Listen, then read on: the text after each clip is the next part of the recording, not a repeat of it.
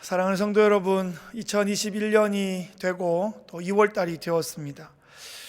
코로나 바이러스가 확산되기 시작하면서 쿼런틴과 비대면 상황이 된 지 거의 1년이 되어 갑니다.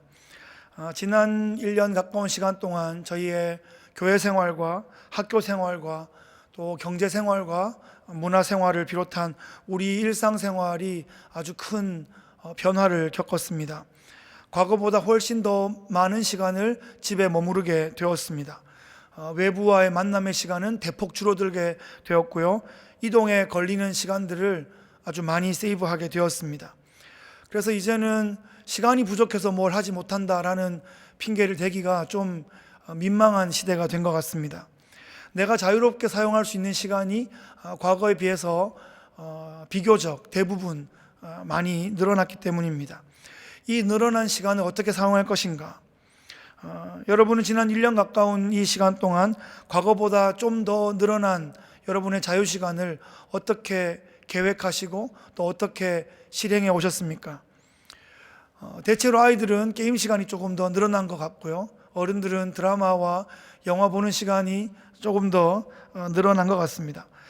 팬데믹 기간 동안 게임스탑이나 넷플릭스 같은 그런 회사의 이름들이 엄청 유명해졌습니다.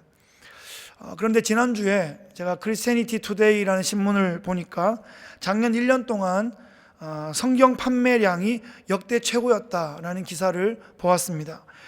게임이나 드라마 소비만 늘어난 것이 아니라 이 기회에 새로운 마음으로 또 새롭게 성경을 사서 읽는 그런 운동이 일어났던 것 같습니다. 또한 퇴근 후에 또 교회에 오가는 것이 힘들었던 성도들이 인터넷 환경에서 성경을 또 새롭게 공부하는 그런 운동도 일어나고 있습니다. 쿼런틴 상황 가운데 멍하게 시간을 때우고 있는 것이 아니라 적극적으로 하나님과 교제하는 그런 경건의 훈련의 기회로 삼는 그런 성도들이 많이 늘어나고 있습니다. 정말 잘하시는 겁니다. 이 기간이 어느 정도 마무리되고 나면 이 팬데믹과 쿼런틴 기간을 어떻게 보냈는가에 따라서 어쩌면 우리의 신앙의 실력이 눈에 띄게 차이가 날지도 모르겠습니다. 지난 주간에 뜻하지 않게 쿼런틴 상황을 겪게 되었습니다. 1년 내내 쿼런틴 비슷한 상황이었지만 좀 더 적극적인 쿼런틴 상황이었습니다. 베이스먼트에서 혼자 일주일간 보내게 되었어요. 먹고 자고 씻고 하는 거의 모든 활동들을 혼자서 거의 철저히 혼자서 그렇게 했습니다. 쿼런틴 첫날 이제 뭘 좀 해야 되나 이런 생각을 하고 있는데 친구 목사님이 오랜만에 전화가 왔어요. 중보기도 세미나를 줌으로 한번 해줄 수 있냐 이렇게 요청을 해왔습니다. 반가운 마음에 그렇게 하겠노라 대답하고 또 다시 연락하자 이렇게 했습니다. 그리고 서재에 잠깐 올라와서 기도에 관한 책 몇 권을 뽑아서 다시 지하에 가서 이렇게 책을 한 권 꺼내서 딱 펼쳤는데 눈에 딱 들어오는 문장이 기도를 가르치려는 자는 먼저 기도의 자리에 들어가야 한다, 이런 문장이었습니다. 그래서 이번 쿼런틴의 의미를 깨달았습니다. 기도하라는 사인이구나. 그리고 다가오는, 그러니까 이번 주 금요일, 오늘 금요일 설교의 제목을 바울의 중보기도라고 잡고서 기도에 관한 묵상을 하기 시작했습니다. 오늘 본문은 데살로니가 전서입니다. 데살로니가는 바울의 2차 전도 그 유럽 선교의 두 번째 도시입니다. 이 데살로니가에서는 3번의 안식일에 말씀을 전하고는 그 동족 유대인의 핍박으로 야반 도주할 수밖에 없었던 그런 급박한 상황이 일어났던 도시였습니다. 바울은 원래 2차 전도 여행 때 에베소를 가고 싶었는데 성령께서 계속 밀어 올리셔서 에게해 바닷가에서 내가 왜 이곳에 와 있나 하며 잠이 들었는데 꿈에 마케도니아 사람들, 그러니까 유럽 사람이 와서 건너와서 우리를 도와달라 이런 환상을 보게 되죠. 이것이 하나님의 사인이구나. 그래서 처음에 계획이 없었던 유럽 선교를 하게 됩니다. 첫 번째 도시 빌립보에서 감옥에 막 갇히더니 이 두 번째 도시 데살로니가에서 이렇게 야반 도주하게 되는 그런 상황을 맞았습니다. 그리고는 아테네를 거쳐서 이제 고린도에 도착해서 이제 디모데로부터 데살로니가 교회 성도들의 소식을 듣게 됩니다. 그 어린 성도들이 너무나 잘 견디고 있다는 소식이었습니다. 아니, 그 정도가 아니라 마케도니아, 아가야 온 사방에 아주 믿음의 좋은 소문을 떨치고 있다 하는 아주 놀라운 소식이었습니다.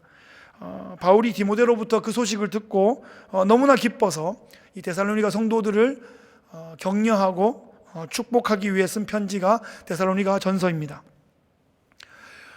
바울이 이 데살로니가에 더 이상 위험해서 머물 수 없어서 떠날 수밖에 없었지만, 그래서 떠난 그곳이 아주 편안하고 안락한 환경이 아니라 바울이 그 아테네와 고린도에서도 여전히 궁핍과 환란이 가득한 그런 생활을 하고 있었습니다.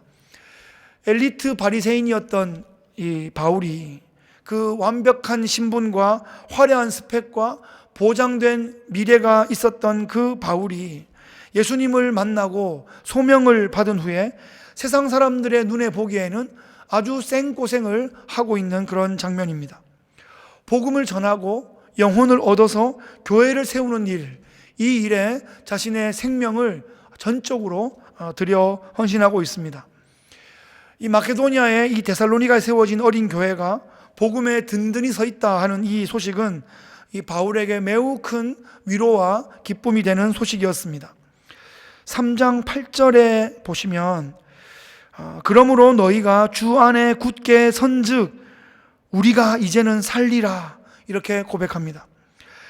데살로니가 성도들이 주 안에 굳게 선 것을 확인하지 못하고는 내가 숨조차 아주 편하게 쉬지 못하였다라는 그런 고백입니다. 그렇게 마음을 졸였었다는 거죠. 너희들이 주 안에 굳게 선 것을 보니까 이제는 내가 좀 살겠다, 이런 말을 하고 있습니다.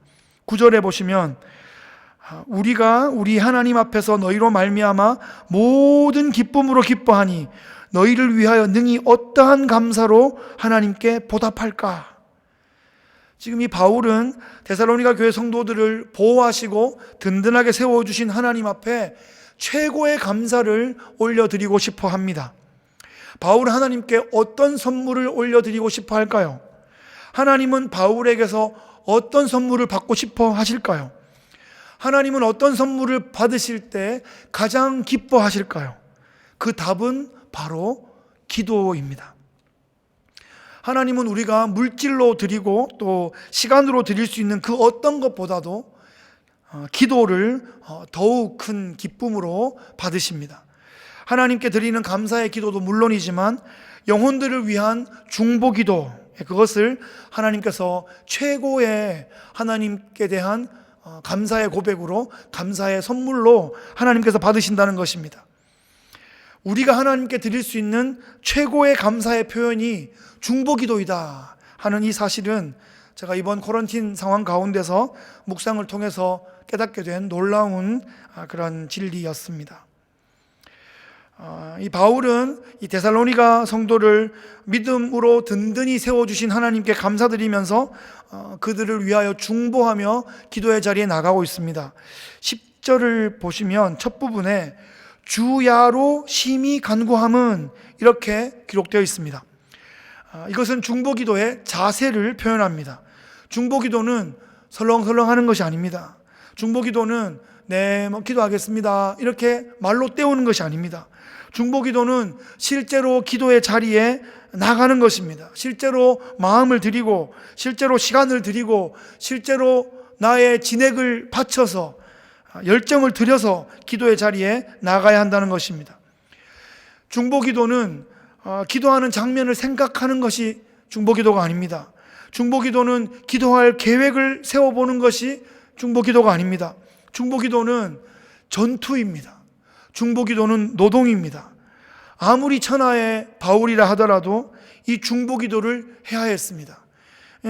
그냥 하는 것이 아니라 주야로 기도하고 심히 기도하고 아주 열정적으로 중보기도의 자리에 나가야 했습니다. 바울이 이렇게 열심히 진력하며 중보기도를 했던 이유가 무엇이었을까요? 바울은 지금 예수님의 본을 보고 있는 것입니다. 천지의 창조자이시고 성육신하신 하나님이신 예수님께서도 이 땅에 계실 때 중보기도를 하셨고요, 중보기도의 모범을 우리에게 보여주셨습니다. 최후의 만찬 자리에서 예수님은 베드로에게 이렇게 말씀하십니다. 누가복음 21장 31, 32절에 보시면 제가 이 부분을 읽겠습니다. 시몬아 시몬아, 보라, 사탄이 너희를 밀가부르듯 하려고 요구하였으나 그러나 내가 너를 위하여 내 믿음이 떨어지지 않기를 기도하였노니 너는 돌이킨 후에 내 형제를 굳게 하라, 이렇게 말씀하십니다. 지금 베드로가 유혹을 받고 베드로가 시험에 빠질 상황이에요. 사탄이 밀가부르듯 그렇게 거의 베드로를 가지고 놀 그런 상황입니다. 그래서 예수님께서는 베드로의 믿음이 떨어지지 않기 위하여 중보기도의 자리에 나가셨습니다. 그래서 그 후에 네가 실수할 것인데 그 후에 돌이킨 후에 내 형제를 굳게 하라, 이렇게 말씀하세요. 이 제자들은 말이죠, 예수님의 이 명성이 높아지고 구름대 같은 그런 군중들이 몰리고 주옥 같은 말씀을 듣다 보니까 아주 우쭐한 마음이 생겼습니다. 제자들 사이에서 누가 크냐 이런 논쟁을 하고 있었고요, 최후의 만찬 자리에서 아무도 예수님의 발을 씻지 않았습니다. 자기 서열이 꼴찌는 아닐 거다라는 확신이 모두에게 있었습니다. 예수님은 사탄이 마치 추수할 때에 이 키를 잡고 밀을 까부는 그런 모습처럼 베드로의 마음을 가지고 장난칠 것을 미리 아셨습니다. 그래서 이 제자의 마음을, 또 모든 제자들의 마음을 중보하며 기도하셨습니다. 이 복음서에 일일이 예수님의 기도의 모든 장면들이 기록되어 있지는 않지만 특별히 누가가 예수님께서 중요한 때마다 또 수시로 무시로 기도하는 그런 장면을 스냅 사진처럼 이렇게 자주 보여줍니다. 예수님은 권위도 있으시고 지혜도 있으시고 능력도 있으시고 경험도 있으시지만 예수님은 모든 사역을 하심에 있어서 기도하시면서 진행하셨습니다. 예수님은 제자들을 순식간에 아주 충성하고 헌신하는 그런 모습으로 바꿔버리시거나 이 군중들을 한꺼번에 무조건 예수님을 믿고 따르도록 그렇게 조종하지 않으셨습니다. 그들이 믿음을 가질 수 있도록, 그들이 믿음에서 떨어지지 않도록 그렇게 중보하며 기도하셨습니다. 그것이 하나님께서 우리를 사랑하시는 방식입니다. 우리를 프로그래밍 된 그런 로봇으로 만들지 않으시고 자발적인 회개와 순종과 헌신으로 나올 수 있도록 그렇게 우리를 이끌어 주시는 겁니다. 그래서 우리가 서로가 그렇게 주님 앞에 잘 나갈 수 있도록 사랑의 마음으로 중보하며 함께 나가야 하는 것입니다. 바울의 사역은 철저하게 예수님을 본받고자 하였습니다. 예수님의 어떤 직계 제자들보다 더욱 이 최후의 한 호흡까지 아주 잘 태워진 번제처럼 자신의 삶을 그렇게 태워드리기를 바울이 원했습니다. 그 중에서도 바울은 분명 예수님의 이 중보기도의 모습을 본받고자 하였을 것입니다. 이 바울의 전도팀의 주치의자 기록관이었던 이 누가가 복음서, 이 누가복음과 사도행전 이 두 권을 이렇게 상하권으로 이렇게 썼습니다. 그 기록들 가운데 예수님의 중보기도의 장면들과 바울의 중보기도의 모습들을 남겨주고 있습니다. 바울도 예수님처럼 주야로 기도하고 심히 기도하고 간절히 기도하고 열정적으로 그렇게 중보기도의 자리에 나아갔습니다. 그것이 바울 사역의 핵심이었습니다. 기도 없이는 사역의 열매가 없습니다. 그뿐 아니라 혹시 만일 기도 없이 어떤 결과물이 나오면 자신의 노력이나 자신의 실력으로 되었다고 생각하는 그런 교만에 빠질 수 있기 때문에 결과적으로 더 큰 실패에 이르게 될 것입니다. 이 데살로니가 교회가 좋은 소문나는 좋은 교회가 되었던 것은 이 바울이 데살로니가 교회 성도들을 아주 기가 막히게 가르쳐서만이 아닐 것입니다.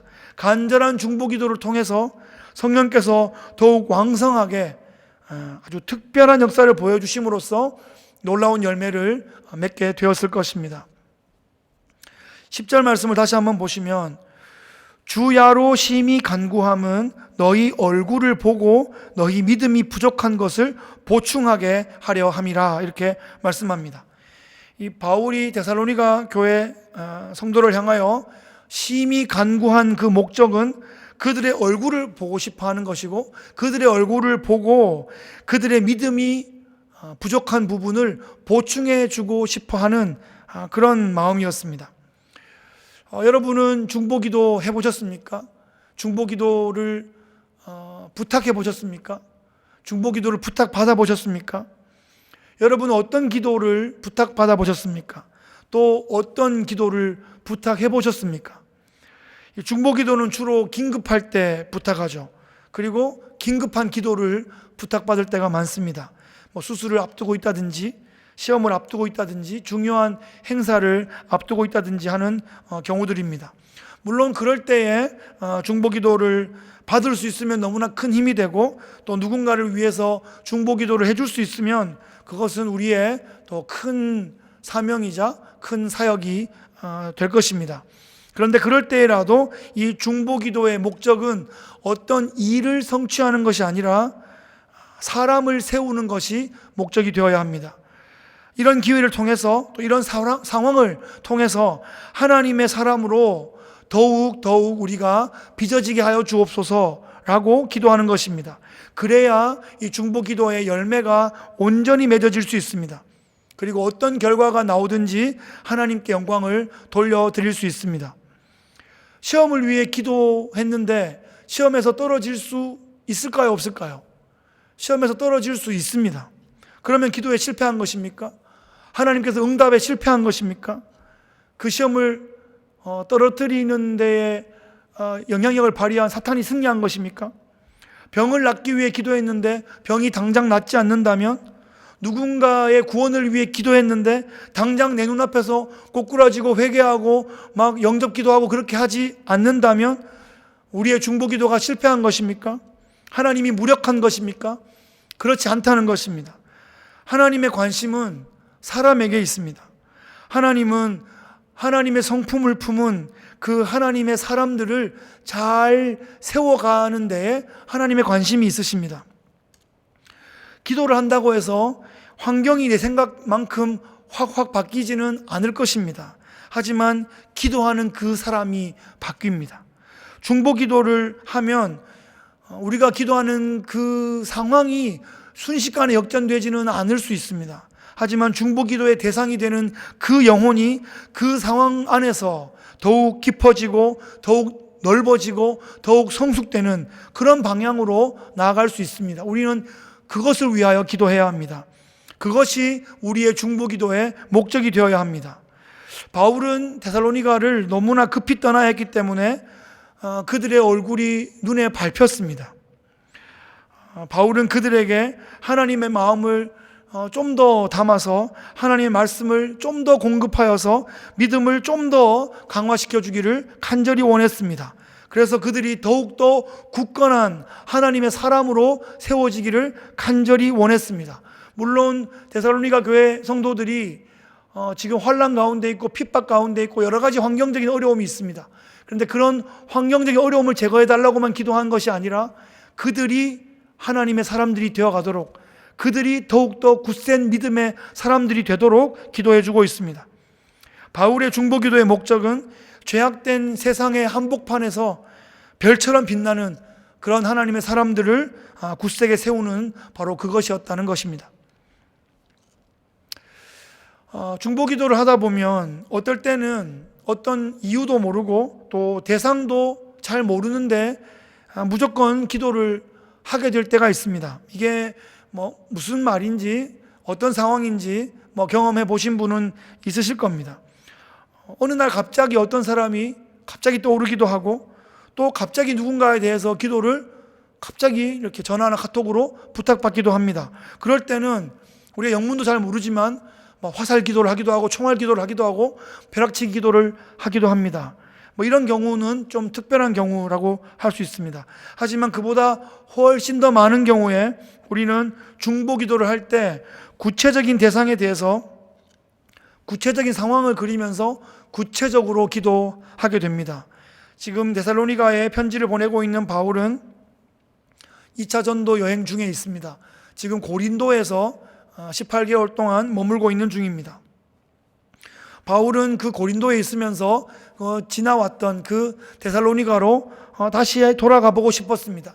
다시 그 성도들의 얼굴을 만나보고 싶었습니다. 다시 한번 밤을 지새우고 복음을 전하고 하나님의 구원 역사를 증거하고 더 많은 간증을 함께 나누고 또 우리의 삶에 강력한 그런 변화를 촉구하고 싶었습니다.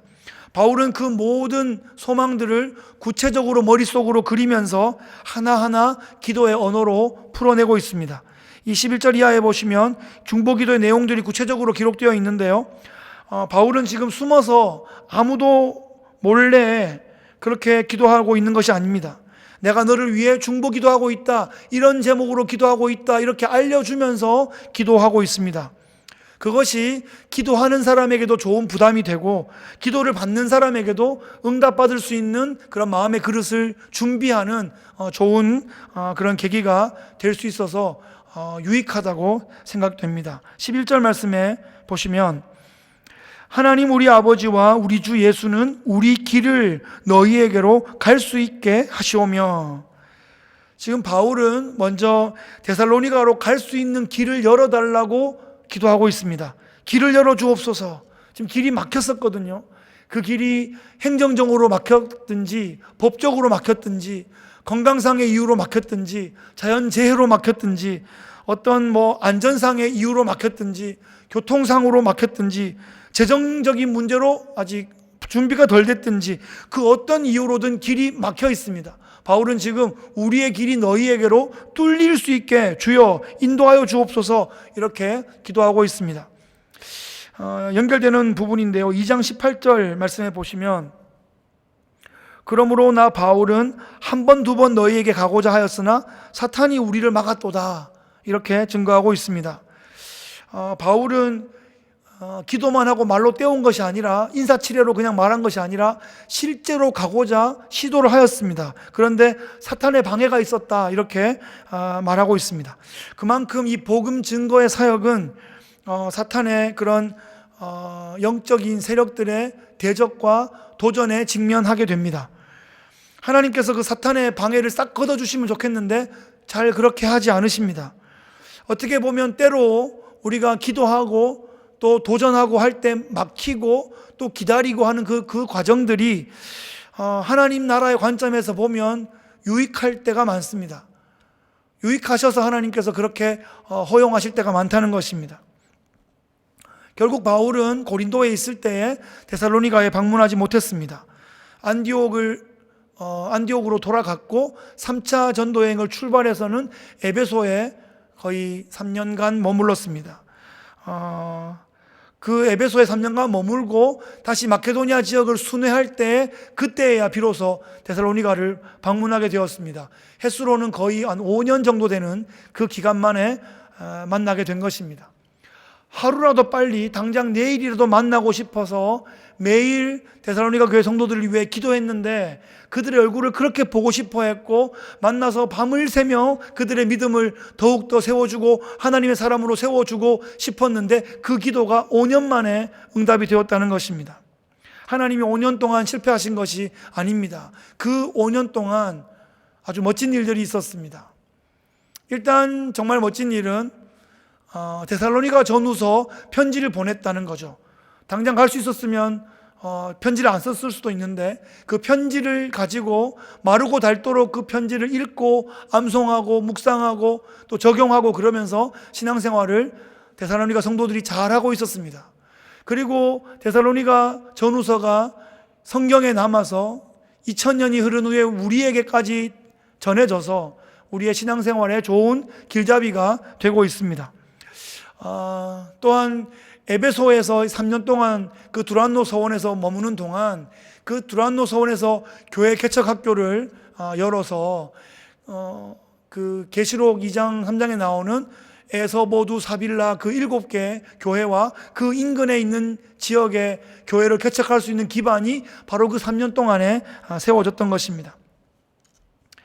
그리고 나중에 에베소를 떠나서 그 데살로니가의 그 마게도니아 지역에 도착했을 때에 예루살렘 교회가 지금 가뭄 때문에 매우 어려운 형편에 있어서 그들을 위해서 구제헌금을 하자 이렇게 도전했을 때 그들이 자원함으로 힘에 지나도록 풍성한 헌금을 내었던 아주 그런 영적으로 잘 성숙해 있는 그런 모습을 보여줍니다.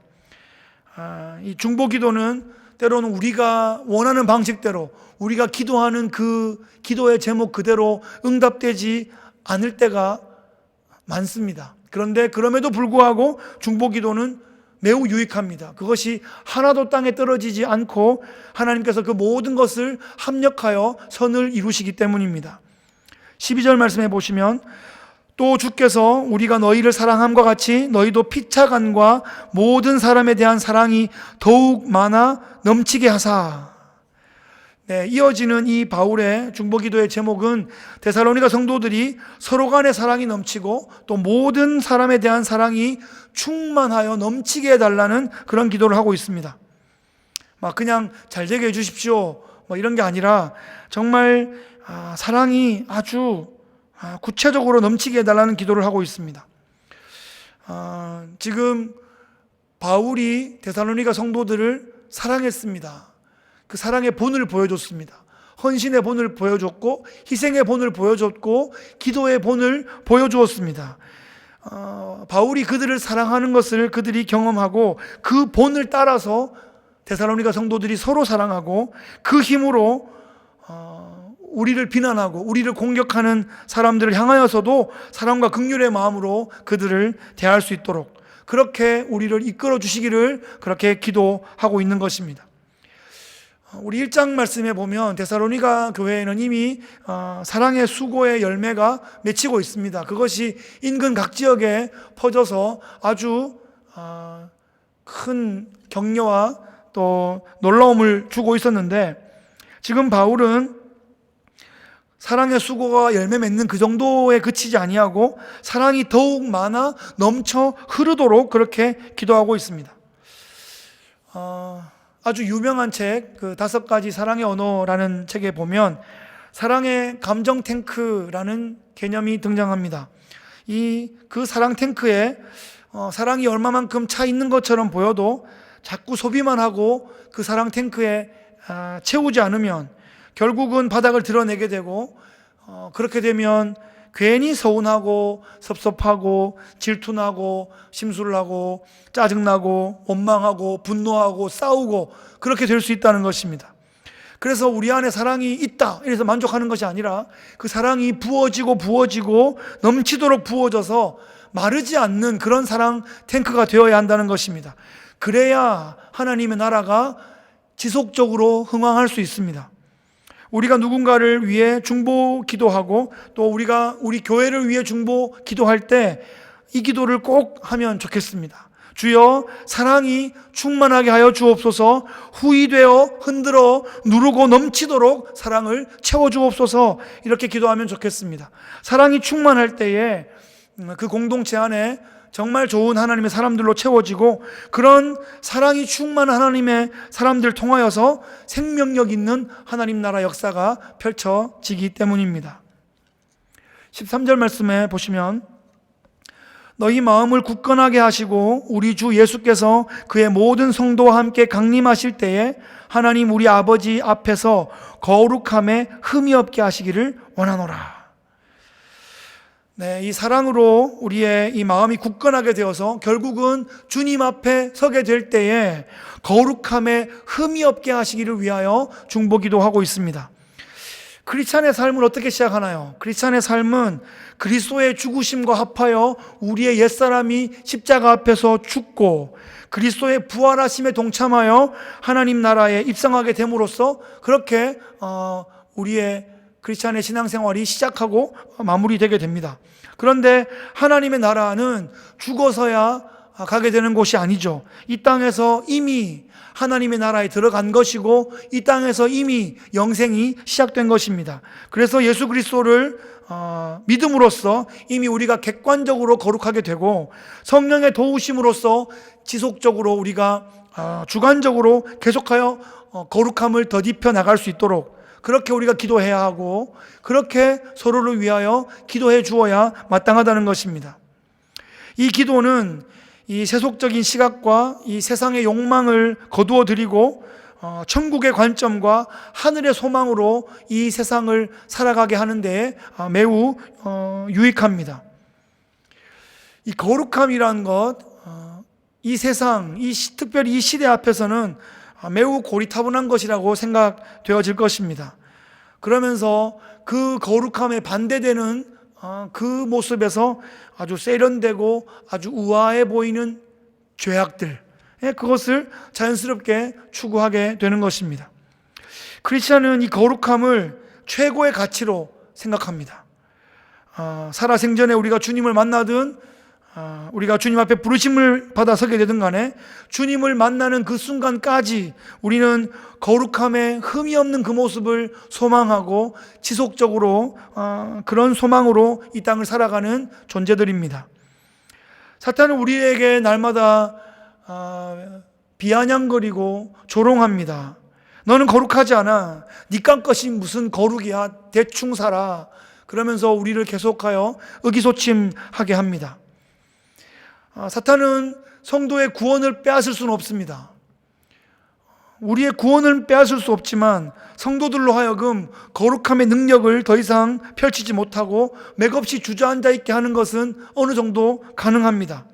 어쩌면 많은 성도들이 거룩함의 능력을 더 이상 사모하지 않고 거룩함의 능력을 위해서 서로가 서로를 위하여 중보하지 않음으로 인해서 이 시대를 변화시키지 못하는 그냥 그들만의 리그로 전락해버린 그런 모습이 아닌지 안타까움을 금할 수가 없습니다. 바울은 지금 서신서 곳곳에서 자신의 중보 기도의 제목들을 소개해주고 있습니다. 그런 면에서 바울은 참 좋은 우리의 신앙의 스승이고 기도의 모범입니다.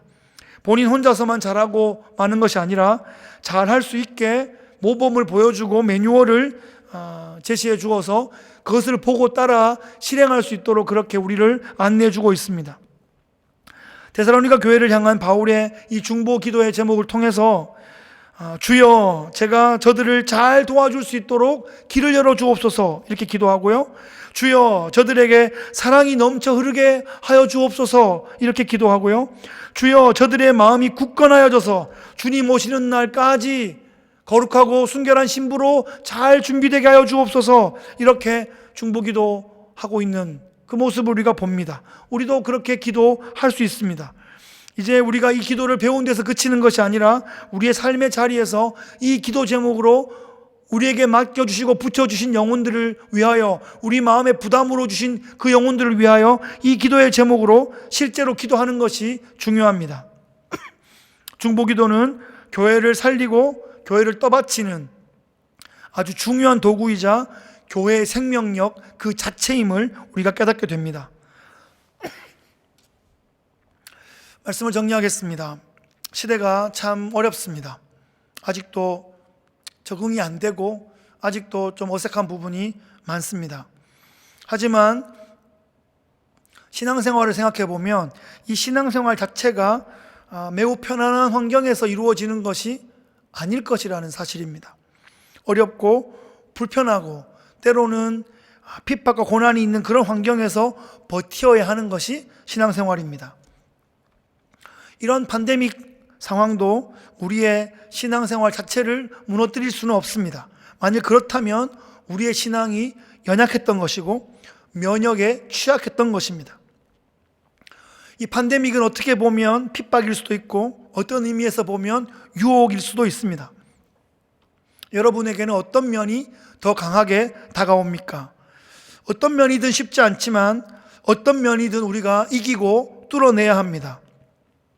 서로를 위해 중보하며 기도하고 교회를 위해 중보하며 기도하고 리더십을 위해 중보하며 기도하고 연약한 성도들을 향한 중보기도를 우리가 계속 더욱 강력하게 해나가야 합니다. 그래야 영적인 면역체계가 강화되어서 어려움도 이기고 또 유혹도 이겨낼 수 있는 그런 힘을 공급받을 수 있기 때문입니다. 바이러스가 창궐하는 이런 시대를 바라보면서 죄악의 바이러스가 전파를 타고 우리의 생각 속에 더욱더 치명적으로 침투하는 그런 것을 우리가 느낄 수 있습니다. 중보기도가 우리 교회의 영적인 그런 면역 체계를 더욱 강화시킬 수 있습니다. 중보기도가 흐르면 서로를 연결하고 서로를 살리고 서로를 세우고 또 서로를 떠받쳐 줄 수 있습니다. 중보기도가 교회 안에서 싹 빠지면 어찌 보면 교회의 영적인 방어 시스템이 허물어지는 것입니다. 이 면역 결핍증이 얼마나 무서운 병인 줄 아시죠? 이 면역 결핍증에 걸리면 아주 작은 병원균에도 아주 치명적인 손상을 입게 됩니다. 강력한 중보기도는 이 영혼과 우리의 공동체에 아주 든든한 보호막을 펼치는 것과 같은 모습입니다. 기도는 어떻게 보면 이 영적인 전신갑주에는 보이지 않는 것 같지만 미리 준비하는 것이고 이미 준비된 것이고 또 보이지 않는 곳에서 계속하여 진행되고 있는 그런 전쟁입니다. 기도의 용사는 전쟁 중에 저 보이지 않는 바다 저편에서 함포를 발사하고 구름 위에서 공중 폭격을 지원하고 남들이 모두 잠든 그 밤에 두 눈을 반짝이는 그런 경계병의 임무를 수행하는 것입니다. 기도가, 특별히 중보기도가 영적 전쟁을 승리하게 하는 원동력이 된다는 것이죠. 내가 돋보이기 위한 기도가 아니라, 나의 유익을 위한 기도가 아니라 다른 이들을 세워주기 위한 기도, 공동체를 떠받쳐주기 위한 기도, 이 시대와 이 시대의 문화를 품고 정말 중보하는 그런 기도를 우리가 정말 해내면 좋겠습니다. 그래서 우리가 서로가 서로를 세워주고 이 시대를 떠받칠 수 있다면 그것이 바로 이 땅에 임한 하나님의 나라, 바로 그런 모습이 아닐까요? 우리가 오늘 이 말씀을 통해서 바울의 중보기도를 잘 배우고 잘 실천해서 이 영적인 이 죄악의 팬데믹의 시대를 돌파하고 승리하는 기도의 용사들 되시기를 주의 이름으로 축복합니다.